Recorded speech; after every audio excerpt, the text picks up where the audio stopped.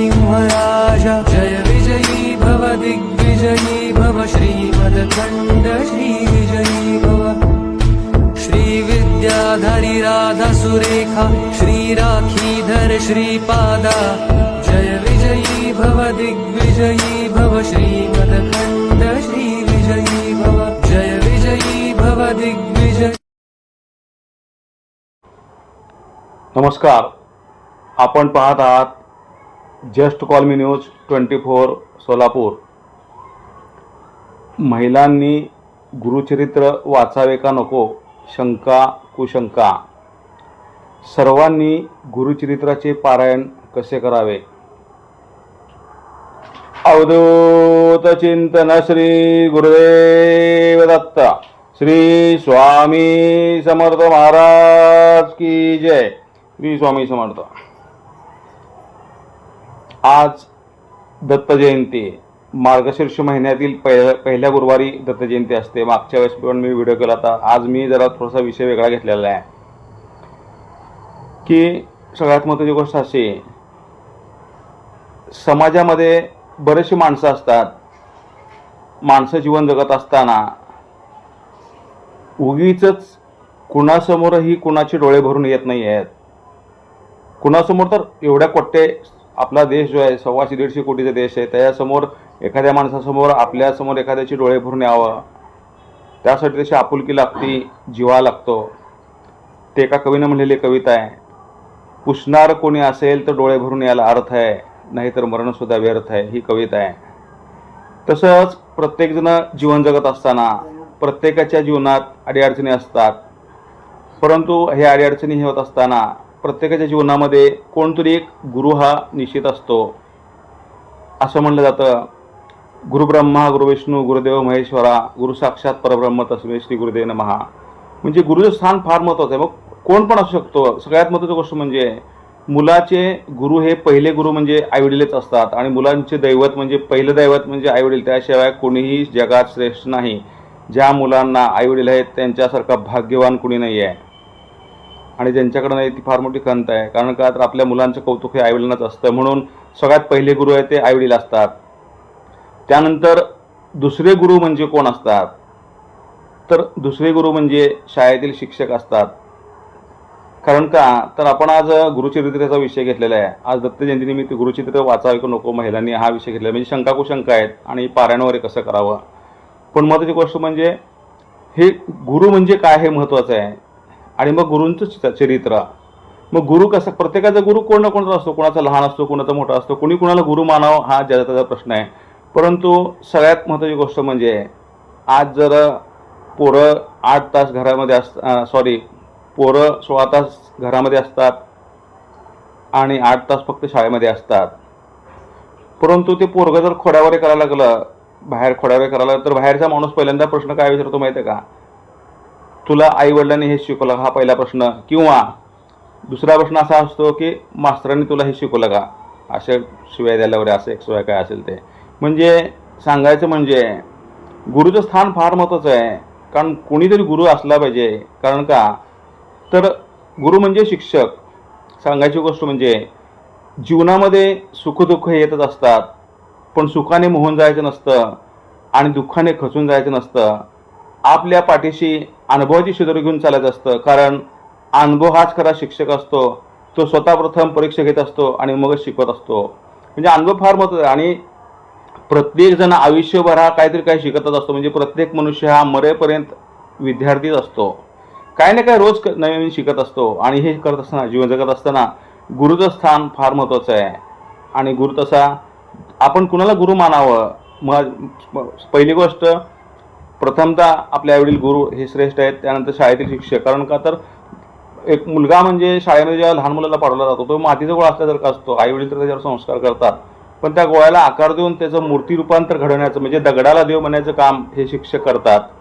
आणि कायम वटवृक्षासारखं त्याच्या आधारवडासारखं त्याच्या पाठीशी असतात। आधारवड कसा असतो वटवृक्ष मोठा, तसं त्या विद्यार्थ्याच्या पाठीमागं गुरु असतात आणि त्या विद्यार्थ्याला घडवत असतात। आणि त्या गुरूंबद्दल कुणीतरी बोललं पाहिजे। कारण का तर महत्त्वाची गोष्ट म्हणजे मग गुरु कोण असावा, महत्त्वाची गोष्ट गुरु कोण असावा, काय असावा? कारण का तर आई हे सगळ्यात महत्त्वाचं स्थान आहे. थोडक्यात जर सांगायचं म्हणलं तर आई हे एक 2 अक्षरी नाव असतं. छोटंसं चुलीपुढं वसलेलं गाव असतं. आई आणि पत्नी ही परमेश्वराने अशी 2 नाती निर्माण केली आहेत की जिच्याबद्दल लिहायचे झाल्यास हृदयाने हृदयावर लिहावे, जिच्याबद्दल वाचायचे झाल्यास हृदयाने हृदयावरील वाचावे, जिच्याबद्दल बोलायचे झाल्यास हृदयाने हृदयाशी बोलावे. हुंका तिचा होकार असतो तर अश्रू तिची बोल असतात. म्हणजे हे आईचं वाक्य आहे. म्हणजे आई गुरु आहे, महत्त्वाची गोष्ट. आई वडील, त्यानंतर शाळेतील शिक्षक. मग आपण गुरु कुणाला मानला पाहिजे हे पण फार महत्त्वाचं आहे. आणि तो गुरु कसा असावा? मग प्रत्येकाचा गुरु कोणी असतो, कोणी कुणाला श्रेष्ठ म्हणू शकतो. कारण कसं असतं, ज्याचा त्याचा आपण कुणाला गुरु मानतो. मग गुरु कोण पण असू शकतो. लहान भाऊ सुद्धा मोठ्या भावाचा गुरु असू शकतो. कारण का तर प्रत्येकाचं व्यक्तिमत्व वेगळं असतं. आई असते, मोठी बहीण असते, लहान बहीण गुरु असते, शेजारचा माणूस कोणीही गुरु असू शकतं. ज्याचं त्याचं असं काय नाही आहे. पूर्वीची पिढी अशी होती की आणि गुरु शिष्याचं जे नातं आहे ते फार गाजलेलं नातं आहे. एकलव्य आणि द्रोणाचार्य असं गुरु शिष्याचं नातं असतं. कारण का तर गुरुनी त्या शिष्याला घडवलेलं असतं. महत्त्वाची गोष्ट म्हणजे हेच गुरु जे चरित्र आहे. मग आता हे गुरुचरित्रच जे आहे, महत्त्वाची गोष्ट म्हणजे गुरु कोण असावा आणि जो तो आज प्रत्येकाला श्रेष्ठ समजायला लागलेला आहे. आता तुम्हाला जर एक उदाहरण द्यायचं म्हणलं तर महत्त्वाची गोष्ट म्हणजे एकदा कोण गुरु कोण कुणाला हे करावं. एकदा गाढवानी घोडा बसलेले गप्पा मारत बसलेले असतात. तर त्यावेळेस घोडा म्हणतो, मी तुझ्यापेक्षा जास्त श्रेष्ठ आहे, गाढवाला म्हणतो. तर गाढव म्हणते का? तर ते घोडा काय म्हणतो की माझ्या पाठीवर शिवाजी महाराज बसलेले आहेत. त्यावेळेस गाढव सुद्धा म्हणतं, मी पण तुझ्यापेक्षा फार श्रेष्ठ आहे का? तर एकनाथ महाराजांनी मला पाणी पाजलेलं आहे. म्हणजे सांगायची गोष्ट म्हणजे कोणही असू शकतो गुरुचं, आणि ज्याच्या त्याच्या मान्यावर आहे. आणि गुरुचं स्थान हे फार महत्त्वाचं आहे. आणि मी सुद्धा क्लासेस वगैरे घेतले. आज माझे विद्यार्थीसुद्धा डॉक्टर, इंजिनियर, वकील आहेत. परिस्थिती नसल्यामुळे मी होऊ शकलो नाही डॉक्टर, इंजिनियर. पण आज माझे विद्यार्थी डॉक्टर, इंजिनियर, वकील आहेत. त्याचा मला अभिमान वाटतो. काही पायलट पण आहेत. म्हणजे सांगायची गोष्ट म्हणजे गुरुचं स्थान फार महत्त्वाचं आहे. गुरु हा प्रबळ असावा लागतो. तुमच्या मागं जर गुरु भक्कमपणे उभा राहणार असेल. महत्त्वाची गोष्ट म्हणजे मुलगा जर चुकला किंवा काहीतरी झालं तर बाप हा पाठीवर हात ठेवतो, म्हणतो तू काळजी करू नकोस, मी आहे. म्हणजे तुमच्यासाठी खरंच बाबा तुमचा पाठीवर हात आहे म्हणून आज जगण्यात हिंमत आहे आणि म्हणूनच आम्हाला जगामध्ये किंमत आहे असं म्हणलं जातं. म्हणजे गुरु फार महत्त्वाचं स्थान आहे आणि गुरूंचा आदर हा व्हायलाच पाहिजे. माझं पण तसंच आहे. आमचे गुरु 1994 सालापासून मी अक्कलकोट स्वामी दर्शन त्रैमासिकाचे संपादक श्री सतीशजी कुलकर्णी सर, आमचे गुरुबंधू म्हणजे त्यांनी मला कधीच एक कामगार म्हणून कधीच वागवलं नाही. त्यांच्या खर्चाने पण कधीच नाही. आणि माझे ते गुरु आहेत.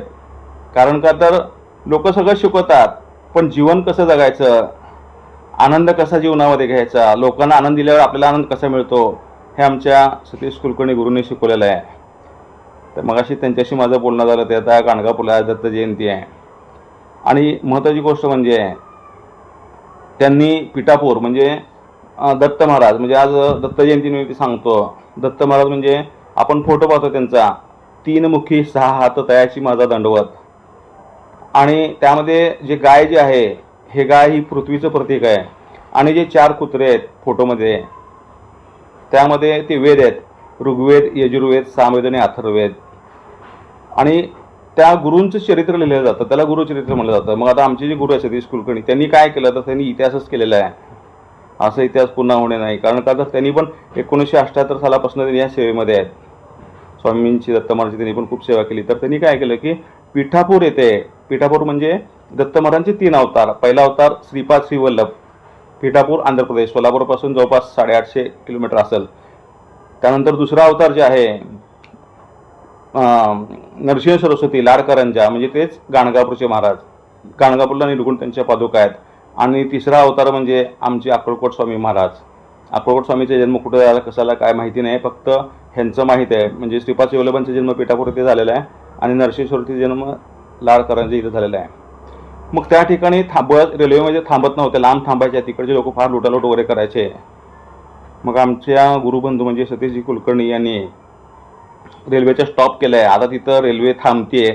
LTD एक्सप्रेस आणि कोणार्क एक्सप्रेस तिथं थांबते. आणि ते त्यांनी मंदिराच्या बरोबर समोरच 12 ते 15 पावलाच्या अंतरावर स्वामी समर्थ भवन बांधलेलं आहे. पिठापूरच्या यात्रावर ते काढतात, प्रवचन वगैरे करतात ते पण, आणि मी पण प्रवचन करतो. त्यांची जर परवानगी असेल तर मी प्रवचन करतो त्यांच्याबरोबर असल्यानंतर. इतर वेळी माझे मी करतो मी, कारण का तर त्यांनी खूप मोठा इतिहास निर्माण केलेला आहे आमच्या. आणि मग तर सांगावं लागतं की आमच्या सोलापूरच्या लोकप्रतिनिधींना त्यांनी त्यांचा आदर्श घ्यावा. काम कसं करावं, कुठलं पद नाही, प्रतिष्ठा नाही, काही नाही, म्हणजे समाजकार्य करण्यासाठी इच्छाशक्ती लागते, कुठलंही पद लागत नाही. हे आमच्या सतीश कुलकर्णीकडून लोकप्रतिनिधींनी शिकावं असं मला अभिमानानं सांग वाटतं. आणि कोणत्या गुरुवर होते, आमच्या गुरुचा जर कोणी अपमान केला तर मला सहन होत नाही. मी जांटराजेमध्ये असताना बाबासाहेब पुरंदरे त्यांच्याकडं मी होतो, ते पण माझे गुरुच होते. कुठल्याही मग आमच्या गुरुचा अपमान कोणी केलेला मला सहन होत नाही. तसेच महापुरुष पण आहेत, त्यांचा पण अपमान केलेला सहन होत नाही, कारण त्यांचं स्थान वेगळं आहे. आता त्यांचं चरित्र आहे. आता दुसरी गोष्ट म्हणजे गुरुचरित्रामध्ये बऱ्याचशा काही गोष्टी आहेत, आणि महत्त्वाची म्हणजे तशी गुरुवर श्रद्धा पण असावी लागते. आज आदर्श गुरु, आदर्श शिक्षक हे होणे फार अवघड आहे, क्वचितच सापडतात. शिक्षक सगळेजणच होतात, पण आदर्श शिक्षक होणं फार महत्त्वाचं आहे. गुरु सगळेजणच होतात, पण आदर्श गुरु होणं पण फार महत्त्वाचं आहे. आणि महत्त्वाची गोष्ट म्हणजे गुरुनी सांगितलेलं ऐकायला पाहिजे, श्रद्धा पाहिजे तशी. गुरुनी सांगितलं शिष्याला, आमचे सतीशजी म्हणतात आम्हाला, ऊस खा म्हणलं की रस पी म्हणलं की रस प्यायचं, ऊसाचं गुरा कोणाचं विचारायचं नाही. म्हणजे गुरुने सांगितलं विषय संपला, बाकीचं काही बोलायचं नाही. त्यांनी सांगितलं रस पी म्हणलं की रस प्यायचं, शेत कुणाचं नाही विचारायचं नाही. त्यानंतर शेतामध्ये गेल्यानंतर द्राक्षे खा म्हणलं की द्राक्षे खायचे, शेत कुणाचे आहे, त्याला पाणी कोण घालतं, तसलं अजिबात विचारायचं नाही. म्हणजे गुरुने सांगितलेलं, गुरुचा शब्द म्हणजे प्रमाण शब्द मानला पाहिजे, अंतिम शब्द असतं त्यामध्ये. तसंच तुम्हाला सांगतो, एक गुरु असतात आणि ते 3 शिष्याची परीक्षा घ्यायचं ठरवतात. म्हणजे श्रद्धा कशी असावी बघा, तुम्हाला सांगतो. 3 शिष्य असतात, त्या तिघांकडेही शेती वगैरे असते. मग ते गुरु काय म्हणतात, पहिल्या शिष्याला बोलवतात, त्याला कानामध्ये मंत्र देतात. त्याला म्हणतात की तुला मंत्र दिलेला आहे, मग त्या आणि जायचं आणि 6 महिन्याने माझ्याकडे यायचं. मग दुसरा शिष्य येतो, त्याला कानामध्ये मंत्र सांगतात गातात. दुसरा शिष्य येतो, त्याला पण कानामध्ये मंत्र सांगतात. मग दुसऱ्याला काय वाटतं की पहिल्यापेक्षा मला भारी मंत्र दिला आहे. पहिल्याला काय वाटतं की मला एकदाच भारी मंत्र दिला आहे, म्हणजे मला 2 वेळा म्हणलं तर चालतं आहे. त्याच्यापेक्षा दुसरा असं, त्याला काय वाटतं की मला तर ह्याच्यापेक्षा भारी मंत्र दिला आहे, मी तो मंत्र एकदाच म्हणलं तरी चालतं. पण तिसरा जे असतो, तो शिष्य जे असतो, त्याच्या कानामध्ये फक्त एवढंच म्हणतात, जा कांद्यावर बटाटे म्हण, विषय संपला. आता मला सांगा, कांद्यावर बटाटे हा काय मंत्र आहे का? पण ते तिसरा जो शिष्य असतो तो काही करत नाही. हे काय करतात, मला एक पहिला म्हणतो मला भारी मंत्र दिला, एकदा 2दा म्हटलं तर चालतंय दिवसातनं. दुसरा पण म्हणतो एकदा म्हटलं तरी मला बास काम होतं, दिवसात एकदा किंवा महिन्यात एकदा म्हटलं चालतंय. पण तिसरा जे असतो ना, त्याची श्रद्धा एवढी दृढ असते, तो सारखं उठता बसता कांद्यावर बटाटे म्हणत असतो, असंच म्हणत असतो सारखं. म्हणजे लोक म्हणतात काय बेडबेड लागलं, काय बेडबेड झालं, काय असं येड्यासारखं बडबड करा असं म्हणतात. सगळे आजूबाजूच्या गावातले लोक म्हणतात हे काय येड्यासारखं बडबड करा, त्याला येडच ठेवते सगळेजण. मग 6 महिने होतात, पाऊस वगैरे पडतो, हे होतं, हे 3 जण पण येतात. मग पहिला त्या गुरुंना म्हणतो, गुरुवर्य तुम्ही आम्हाला मंत्र दिला होता, पण माझ्या शेतात काहीच आलं नाही. मग ते गुरुजी म्हणतात की तुला मी मंत्र दिला होता, किती वेळा म्हणला नाही, तुम्ही सांगितल्यामुळे मी 2 वेळाच म्हणला फक्त, त्यामुळं मग आलं नाही असं म्हणतात. मग दुसऱ्याला विचारतात, दुसरा पण म्हणतो, गुरुवर्य तुम्ही मला मंत्र दिला होता, पण तो मंत्र मी एकदाच म्हणला की मला असं वाटलं की ह्याच्यापेक्षा माझा मंत्र भारी आहे, त्यामुळे मी एकदा 2दा मी पण असं जास्त काय म्हणत नव्हतो.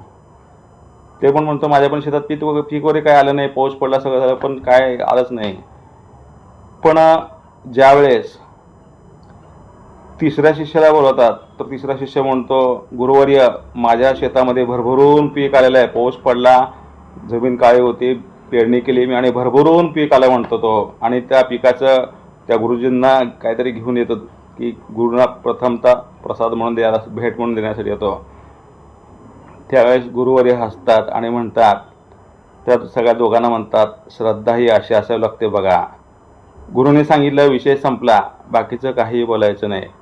गुरुचा प्रमाण शब्द असतो. म्हणजे सगळ्यात महत्त्वाची गोष्ट, गुरुने सांगितलं संपलं, बाकीचं काय विचारत असंच नाही. आजचे शिक्षक आणि विद्यार्थी आहेत, शिक्षक विद्यार्थ्याला एक सांगतात ते विद्यार्थी तिसरंच बडबड करत बसतात, नाही ते प्रश्न नको ते प्रश्न विचारत बसतात. आणि शंका कुशंका काढणे, समजा गाडीमध्ये बसलं तर वयस्कर लोक कसं असतात, शंका, आपण एस टीमध्ये बसलो जाताना त्या ड्रायव्हरने कुणाला धडक दिली तर काय करायचं, मध्येच कुणाला बॉम्ब गाडीमध्ये झालं तर काय करायचं, असं उगाच शंका कुशंका, तसं काही नसतं. म्हणजे सांगायची गोष्ट म्हणजे 50 प्रश्न विचारे, आणि ज्यावेळेस मग शंका होते त्यावेळेस तिथं पाल चुकते कुठंतरी, आणि मग त्या गुरुला सुद्धा थोडंसं वाटतं की ह्याच्यावर माझ्यावर ह्याचा विश्वास नाही आहे, तर विषय संपला. जिथं विश्वास तुटला संपला तिथं, असा विषय असतो तो. आणि मग त्या गुरूंचं चरित्र जे असतं त्याला गुरुचरित्र म्हटलं जातं. म्हणजे सोलापूरपासून 110 किलोमीटर अंतरावर कडगंची हे गाव आहे. म्हणजे सोलापूरपासून अक्कलकोट 35 ते 40 किलोमीटर आहे अंदाजे. आणि सोलापूरपासून कडगंची जे आहे 110 किलोमीटर अंतरावर. म्हणजे जे 4 शिष्य होते, सिद्ध नरहरी सायमदेव, मग सायमदेवच्या सांगण्यावरून गंगाधर सरस्वती यांनी गुरुचरित्राचं लेखन केलेलं आहे.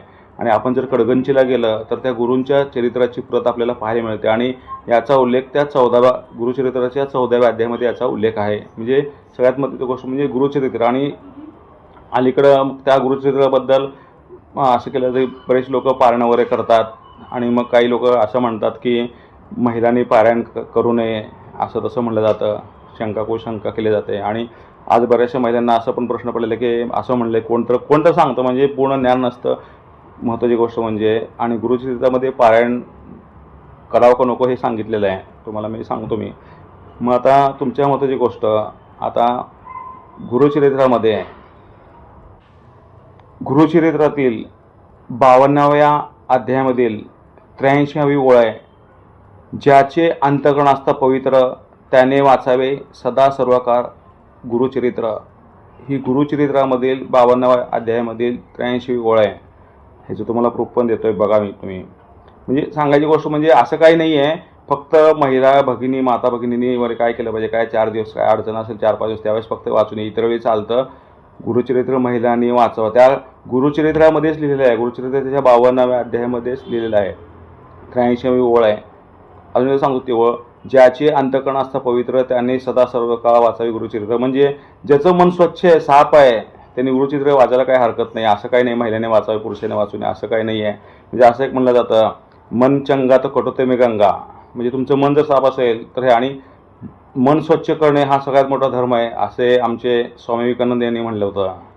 म्हणजे महत्त्वाची गोष्ट म्हणजे की महिलांनी गुरुचरित्र वाचायला काही हरकत नाही. आणि आता पारायणाचा प्रकार आहे. पारायण म्हणजे आता पारायणाचे बरेच जण करतात प्रकरण, आणि जसं कसं चाललं माहिती आहे का, कोण म्हणतं मी 3 महिन्यात पारायण करतो, कोण म्हणतं 2 महिन्यात, कोण म्हणतं 1 महिन्यात, कोण म्हणतं 15 दिवसात, कोण 8 दिवसात, कोण 3 दिवसात, 1 दिवसात, असं प्रत्येकाचं असतं. आता हा कुणी कसं पारायण करावं हा ज्याचा त्याचा प्रश्न आहे. कारण का तर आपण कुणाला सांगू शकत नाही कुणी कसं करावं, त्याच्या इच्छेनुसार वेळेनुसार असं करतात. परंतु महत्त्वाची गोष्ट म्हणजे 3 देशाचे पंतप्रधान असतात, इंग्लंड, अमेरिका आणि भारत. इंग्लंडचे खातं संरक्षण खातं आहे, ते म्हणतात की आमच्या संरक्षण खातं एवढं तात्पर्य गृह खात्यावर आहे की गुन्हा घडल्यापासून आम्ही 24 तासात गुन्हेगाराला पकडतो. त्यावेळेस अमेरिकेचे सुद्धा संरक्षण मंत्री असतात आणि ते म्हणतात तुमच्यापेक्षा आमची संरक्षण यंत्रणा भारी आहे, गुन्हा घडल्यापासून 12 तासात आम्ही गुन्हेगाराला पकडतो. आणि आमच्या भारताचे पण तिथं संरक्षण मंत्री तिथं असतात, ते काय म्हणतात माहिती आहे का, तुम्ही 24 तासात पकडता, तुम्ही 12 तासात पकडतात, पण गुन्हा होणार आहे हे आम्हाला 12 तास अगोदरच कळलेलं असतं. म्हणजे सांगायची गोष्ट म्हणजे भारत किती बरोबर आहे बघा. आणि मग आता सगळ्यात महत्त्वाची गोष्ट म्हणजे आता पारायण जे आहे, पारायण हा प्रकार जो आहे, पारायण म्हणजे आता काही जण फास्ट वाचतात, पण महत्त्वाची गोष्ट अशी आहे की भरा वाचून उपयोग नाही आहे. आता मी फक्त एकाच ओळीवर एवढं बोलतोय. महत्त्वाची गोष्ट म्हणजे की मग पारायण करत असताना भरा 3 तासात 6 तासात नाही, रोज 1 पान जरी वाचलं तरी सुद्धा चालतं. कारण कसं त्याचं आचरण शुद्ध पाहिजे, त्याचं आचरण व्यवस्थित केलं पाहिजे. गुरूंचं चरित्र आहे, म्हणजे मग गुरूंचं लिहिलेलं जे चरित्र आहे, म्हणजे गुरुचरित्र वाचत असताना कुणी पण वाचावं. फक्त 3 ते 5, 5:30 पर्यंत हा जो काळ असतो तो ब्रह्मकाळ म्हणला जातो. आणि म्हणून देवांच्या पूजावर पहाटेच असतात बघा, विठ्ठलाची पूजा, गाणगापूरची वगैरे असे. म्हणजे सांगायची गोष्ट म्हणजे गाणगापूरची पूजा असू दे किंवा पांडुरंगाची पूजा, पंढरपूरची, ही जी असते ती पहाटेच असते. म्हणून ब्रह्मकाळ समजतो. मग ह्यावेळेस तुम्हाला जसं वाटलं तसं वाचा, कधी पाहिजे तेव्हा तुम्ही गुरूंचं चरित्र वाचू शकता. पण रोज 1 पान जरी वाचलं, कायम जरी वाचलं तरी सुद्धा काहीही अडचण नाही आहे. महत्त्वाची गोष्ट म्हणजे तुम्ही सकाळी उठल्यानंतर आंघोळ वगैरे करावी. आंघोळ केल्यानंतर तुम्ही एक पांढरी रोज वाचलं तरी सुद्धा गुरुचरित्र चालतं. आणि नंतर मग गुरुचरित्र पारायण वगैरे केल्यानंतर देवाला प्रसाद दाखवला जातो. आता प्रसाद म्हणजे शिरा, म्हणजे घी शक्कर रवा शब्दार्थ का दवा असं म्हटलं जातं. आपण त्याला शिरा म्हणतो. आणि ज्यावेळेस आपण तो देवाला दाखवतो त्याचा तो प्रसाद होतो. कारण का, त्याला आपली दृष्टी जी आहे, आपली दृष्टी ही वाईट बरोबर नाही, आपली दृष्टी माणसाची, परंतु देवाची दृष्टी आहे ती अमृत दृष्टी असते. त्यामुळे त्या शिऱ्याचं रूपांतर प्रसादामध्ये होतं आणि तो प्रसाद आपण सगळ्याला ग्रहण केला जातो, दिला जातो. त्याला प्रसाद म्हणतात. सत्यनारायणचा मी देवाला पहिल्यांदा नैवेद्य दाखवतो. त्याचा अर्थ म्हणजे महत्त्वाची गोष्ट देवाला सुद्धा दाखवणं महत्त्वाचं आहे. हे एक महत्त्वाची गोष्ट, असं पारायण करावं. आणि दुसरी एक महत्त्वाची गोष्ट म्हणजे जेव्हा आपण काम वगैरे करत असतो, पारायण करताना प्रत्येकाने ठरवाय, मी कुणाला सांगणार नाही, पण माझे प्रत्येकाच्या महिलांच्या, मातांच्या, भगिनींच्या मनामध्ये शंका होती की बरेच जण असं म्हणतात की महिलांनी गुरुचरित्र वाचू नये असं कोणतं सांगतं, पण असं काही नाही आहे.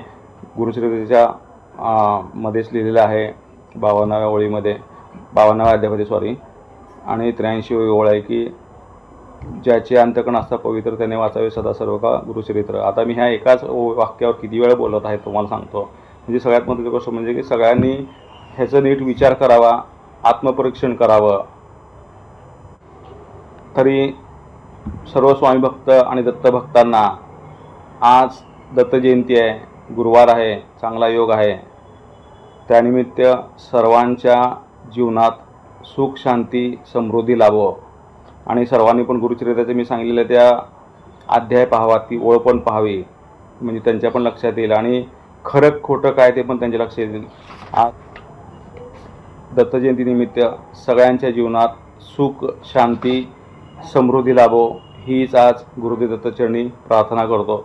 अवधूत चिंतन श्री गुरुदेव दत्त. श्री स्वामी समर्थ महाराज की जय. श्री स्वामी समर्थ.